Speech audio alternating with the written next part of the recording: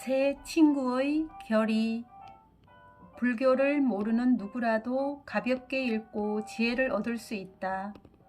석가모니 부처님이 부처가 되기 전 전생을 거듭하며 수행과 공덕을 쌓은 이야기를 쓰라는 부처님의 전생 이야기 본생경이다.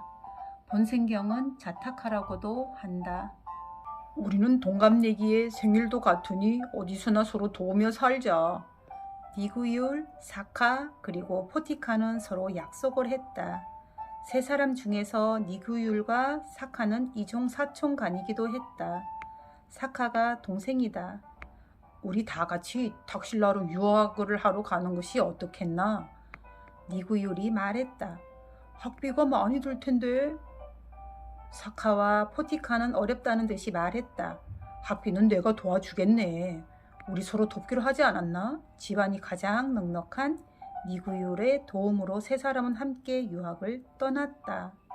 라자그리아에서 먼 길을 걸어 탁실라에 도착했다. 세 사람은 한 스승 밑에서 학문과 예술을 배웠다. 니구율은 자기 것을 아까워하지 않고 나에게 도움을 주어 유학을 하게 했어. 언젠가는 은혜를 갚아야겠어 하고 포티카는 생각했다. 그러나 사카는 제가 먹고 남은 것으로 남을 도와주는 게 뭐 그리 대단해 하고 도움받는 것을 안 입곱게 생각했다. 탁실라에서 공부가 모두 끝났다. 세 사람은 고향인 라자그리아로 돌아가는 길에 바라나시에 들러 구경하기로 했다.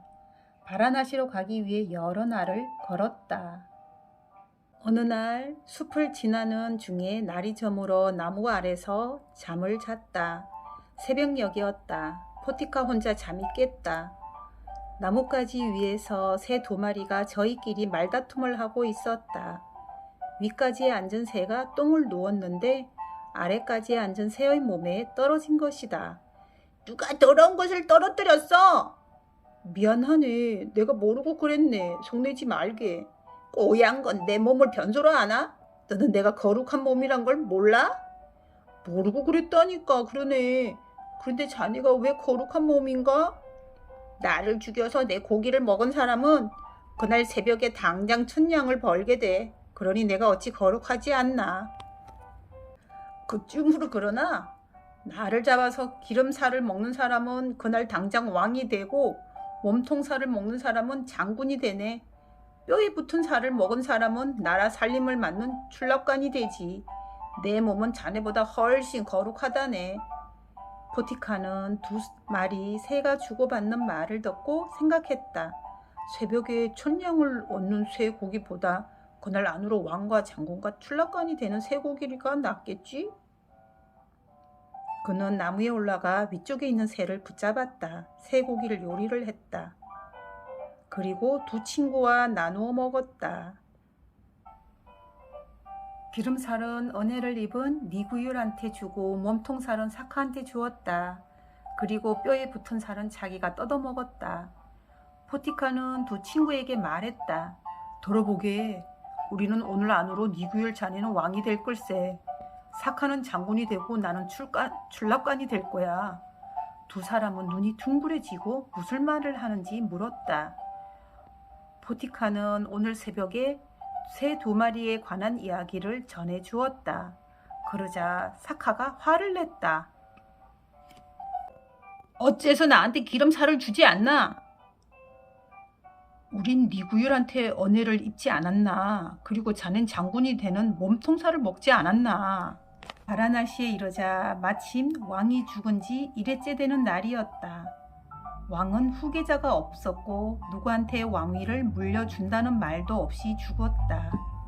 타제가는 왕의 상징인 보배 칼과 일산, 왕관, 보배신, 부채를 수레에 싣고 다니면서 새 왕이 될 인물을 찾고 있었다. 세 사람은 어느 바라몬의 집에 들렀다. 그들은 우유와 사탕을 섞은 쌀죽 3그릇을 얻어 끼니를 때웠다. 그런 후 성 밖으로 숲으로 갔다. 마침 사제간이 이끄는 수레가 숲으로 들어오고 있었다. 이 숲에는 덕행이 뛰어난 분이 있을 것 같다. 사제관은 숲으로 들어와 마침 쉬고 있던 세 사람을 보았다. 보아하니 학예가 뛰어난 젊은이들 같은데 우리는 지금 새 왕이 될 분을 찾고 있어. 발의 생김새를 좀 봅시다. 사제관은 먼저 니규울의 발바닥 무늬를 보았다. 그리고 곧 꿇어앉아 말했다. 젊은이의 발바닥에 수레바퀴 무늬가 있습니다. 왕이 되기에 충분한 징표입니다. 부디 바라나시의 왕이 되어 주십시오. 사제관은 엎드려서 니구율한테 절까지 했다. 이리하여 그 자리에서 관청식이 행해져 니구율은 왕이 되었다. 사카는 장군이 되고 포티카는 새 임금을 돕는 낮은 벼슬의 신하가 되었다.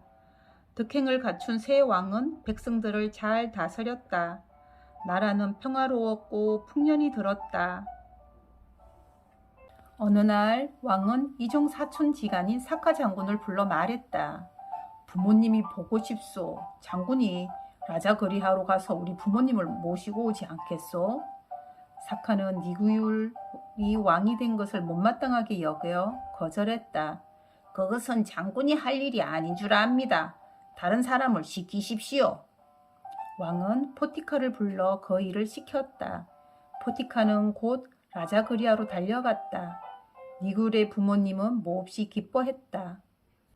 내 아들이 왕이 되었다는 것은 기쁜 소식일세. 그러나 나는 먹고 살만한 재산이 있고 나이가 들어 떠나는 것이 어렵겠네. 그리고 조상이 사시던 이곳에 살고 싶네. 내 아들이 장군이 된 것은 기쁜 일이지. 그러나 이곳을 떠나고 싶지는 않네. 재봉사로 일하는 포티카의 부모님도 바라나시로 가기를 거절했다. 사랑하는 아들아, 우리는 바느질 일로 그럭저럭 먹고 살고 있다. 우리 걱정하지 말고 왕을 잘 도와드려라. 포티카는 바라나시로 돌아와 사카 장군한테 고향 소식을 먼저 전하기로 했다. 장군의 친구 포티카가 왔다고 알려라. 문지기는 사카에게 전했다. 사카는 저 녀석이 내게 왕자리를 주지 않고 니규율한테 주었어. 이번에 안갚음해야 되겠어. 이렇게 생각하고 부하들한테 말했다. 그자는 미친 종놈의 자식이다. 붙잡아서 실컷 뒤둘겨줘라. 포티카는 친구네 집에 왔다가 크게 봉변을 당했다. 포티카는 사카를 원망했다. 사카는 내 덕에 장군이 된 것이다. 그런 은혜를 모르다니. 포티카는 니규율 왕한테 갔다. 왕은 일어나 반갑게 그를 맞아들이고 고향에 계신 부모님의 안부를 물었다. 그리고 좋은 음식을 대접했다.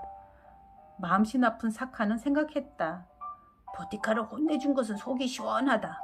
그러나 그놈이 왕한테 가서 사실을 말할지 모른다. 말을 하지 못하게 내가 그 옆에 가 있어야겠어. 그는 왕궁으로 달려갔다. 과연 포티카는 왕과 마주 앉아 이야기를 나누고 있었다. 포티카는 사카가 오자 왕에게 말했다. 대왕님, 우리 세 사람은 나이가 같고 생일도 같고 고향 사람입니다. 여태까지 서로 도우며 살아왔습니다. 실로 저는 저의 욕심을 억누르며 사카를 장군이 되게 했습니다.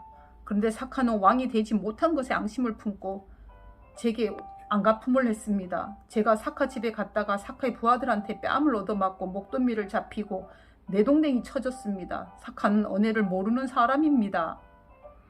이 말을 들은 왕은 기가 막혔다. 사카한테 물었다. 사카 장군, 포티카의 말이 사실이요? 사카 장군은 말을 하지 못했다. 왕은 소리쳤다. 은혜를 배반한 사람은 당장 처형하라. 대왕님, 저 사람의 바르지 못한 마음을 고치는 것으로 족합니다. 용서하십시오. 포티카는 왕을 말렸다.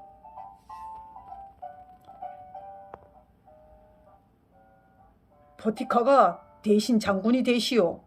왕이 포티카한테 장군의 지위를 주려고 했다. 대왕님, 저 사람이 마음을 고치면 그것으로 족합니다. 저 사람이 그 지위에 그대로 있게 하십시오. 사카는 욕심을 앞세운 자신의 행동을 뉘우쳤다. 포티카는 왕을 돕는 출납간 일을 계속하며 왕을 도왔다. 생각해보기. 니규율과 포티카의 어떤 점을 배우면 좋을까요? 사카는 어떤 점을 뉘우치게 되었나요? 나는 어떤 친구인가요? 어떤 친구로 살아가면 좋을까요? 훌륭한 성품과 명예는 어떤 것일까요? 은혜를 아는 사람은 자기보다 은인이 잘 되도록 돕고, 은혜를 모르는 사람은 자기 욕심만 채우려 합니다. 바른 도리를 행하며 살아가야 합니다. 고맙습니다.